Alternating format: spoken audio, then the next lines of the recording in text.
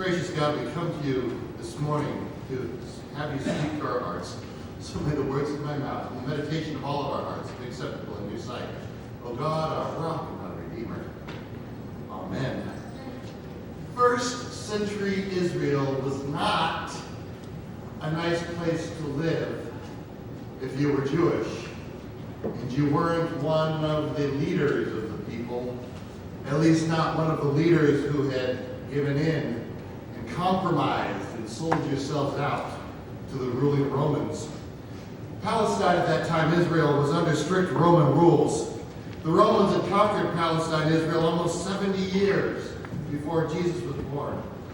And there had been a series of puppet kings, so-called. The emperor, of course, was up in Rome, but he allowed the people down and ruling this little backwater part of the empire to call themselves king. And they were ruled by a family called Herod.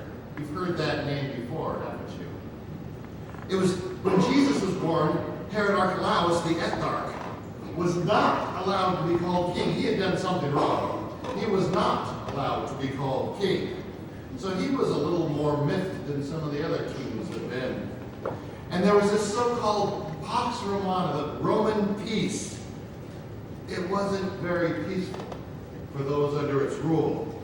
It was a time of dictatorship, tyranny, and totalitarian rule. Prosperity and peace were only for the few, the rich, and those who sold themselves out to the Romans. Pax Romana could be perhaps called an ancient media spin that has been seen in human history throughout human history. But Jesus came into this world to be a different kind of king. Alleluia means praise be to God. This new king that we sing hallelujahs to was to bring joy and hope into the world and not to be a burden.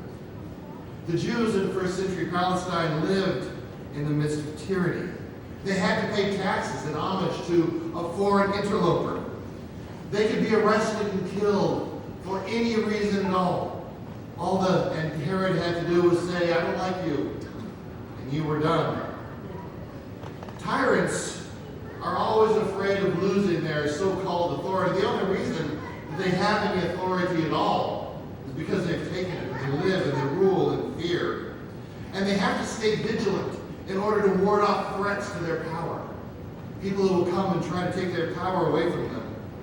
Some wise person said, when power becomes a god, you fear losing it. And for the Roman rulers, this power was their god. They wanted to be ruled and have the power to rule others by fear. And when you reign in fear, when you're ruled by fear, you live in fear.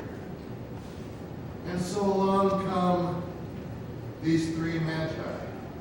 We call them wise men, for the song calls them three kings. And they come into the capital city, and they say, where is he who has been born King of the Jews? For we have seen his star in the east, and we've come to worship him. And Herod was afraid. Herod was afraid that he was going to lose his power, the little power that he had to be a petty tyrant in a little backwater village. Who was this king coming in to threaten his authority? So he tells them, when you find him, come and tell me that I too may go and worship him. He had to stop the threat. He had to hold on to his power somehow. It's perhaps true that the opposite of fear is not just calm, but rather the opposite of fear is hope. Hope serves a defiance against despair. Hope is our fourth candle. It's our word for the week. Hope in the midst of despair. Hope when we're afraid.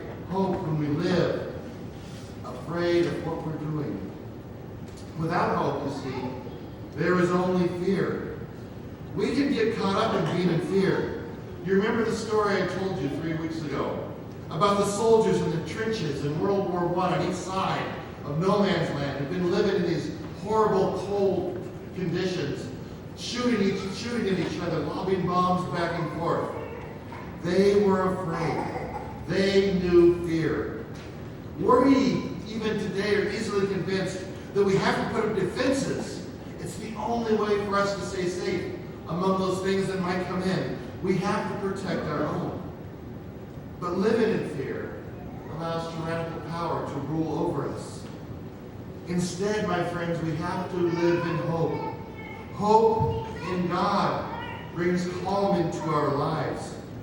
Those same soldiers, with the hope of the power of Christmas, gathered together in the middle of that no man's land, singing the words to Silent Night in 2 different languages, sharing the hope for the future together. There will be a future where they don't have to live in fear.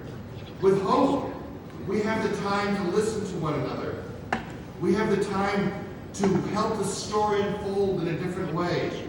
We have time to watch a new reign of peace and justice unfold in our world, to help us grow, change, and mature into the sorts of persons we want to be inhabiting this world. Our guiding star is hope. If you looked around the sanctuary these last few weeks, you'll see that there are stars here and stars in the ministry center. Stars of hope. The star leading us to each other. The star that leads us to listen to God in the silent night. You see, Jesus, our King, is not a tyrant. Jesus doesn't rule by fear. Now, some people say that God is tyrannical, and that there are all sorts of conditions on the way we must live. And if we don't follow all of God's laws precisely, and dress a certain way, and say certain things, and go to church on Sunday mornings and Wednesday nights, then we're not living in God's peace. But God is not a tyrant. God does not do that. Instead, the hope that Jesus brings into our world helps us be set free from the fears of oppression and tyranny. The hope that we live with sets us free to be the people that God has called us to be. So we sing hallelujah to our King. We sing praise be to God for this King who brought hope, for this King who brought peace, for this King who brings joy, for this King who is love. Let us live in that hope. Let us live as Jesus has called us to be. Let us live following Christ in all that we do and say. Let us live in hope, welcoming others into our lives. For our King is the King of hope. Will you pray with me? Gracious God, we thank you for sending Jesus into this world. We thank you for taking away the tyranny of fear. We ask that you will bring hope into our lives where there is fear, that we will drive that fear away, that we will be able to live to be the kind of people that you have called us to be. We pray these things in Jesus' name, the King of hope.